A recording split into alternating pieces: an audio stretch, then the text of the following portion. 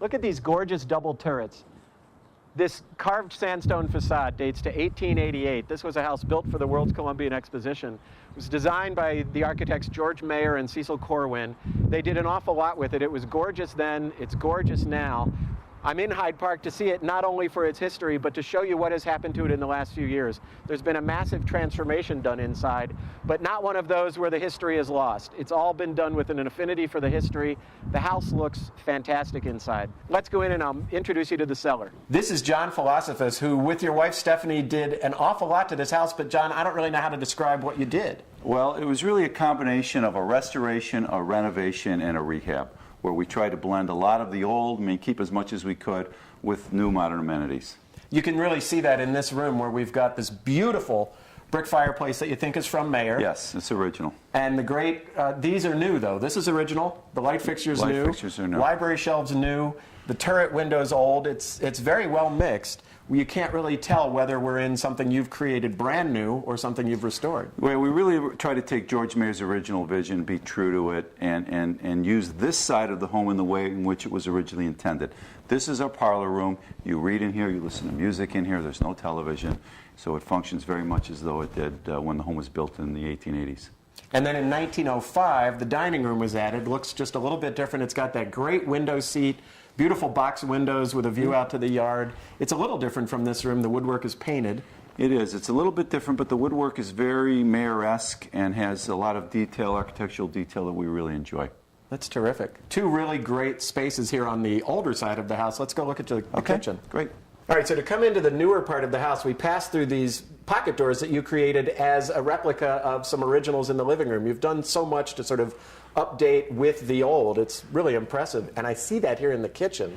Yeah, we tried to choose a set of aesthetics in the kitchen that really were consistent with the rest of the home, both from a color and a material point of view. Well, yeah, we've got the colors and the blues and greens of the tile, and then we've got these great wood cabinets.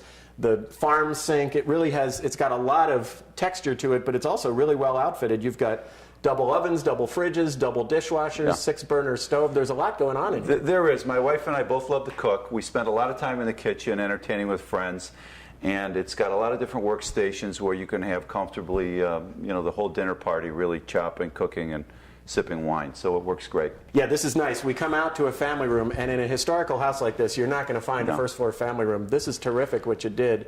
TV, you mentioned we can't watch TV in the living room, but we can over here. And then we come to a staircase that opens up. It's light, it's airy and beautiful, but it too has changed quite a bit. It did. This was the kitchen, so we chose to open this up, the stairwells, to invite you upstairs and to really take advantage of the light well that's up there. So we had to recreate the baluster assembly on the lower run to exactly match the original that was on the upper run, and we used the artisan out of Michigan who did a great job for us in that regard. That's great. That takes us up, of course, to the second floor, where in the front, I know we've got a bedroom in either turret. That's terrific. Each turret is occupied by a bedroom.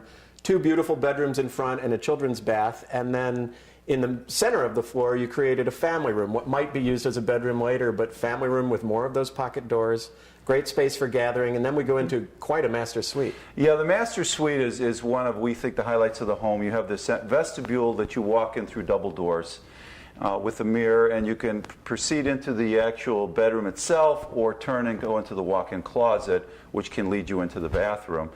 A lot of light in the master bedroom. The bathroom was done by my wife, Stephanie. Beautiful tile work in there. We really enjoy it. We spend a lot of time in there, whether it's the steam shower or the jacuzzi tub. It's got a sound system in there, so my wife and daughter can sit in there and listen to children's stories, take a long bath. It's a great space. That's great.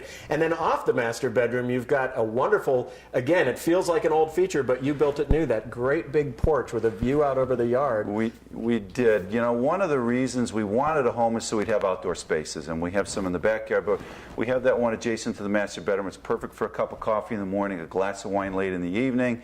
It has a day bed out there. We have a mosquito net over it in the summer, so we go sit out there and relax. It's just a nice little private space, a little sanctuary off the master suite.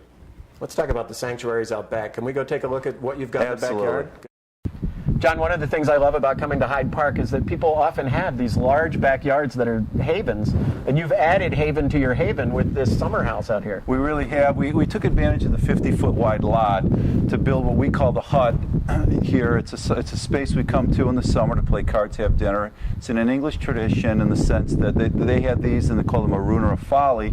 We use it for dinner. My wife and daughter use it for crafts. We'll come out here in the evening after we finish up, roast the marshmallow in the fire pit, and pack our daughter off to bed. Works great.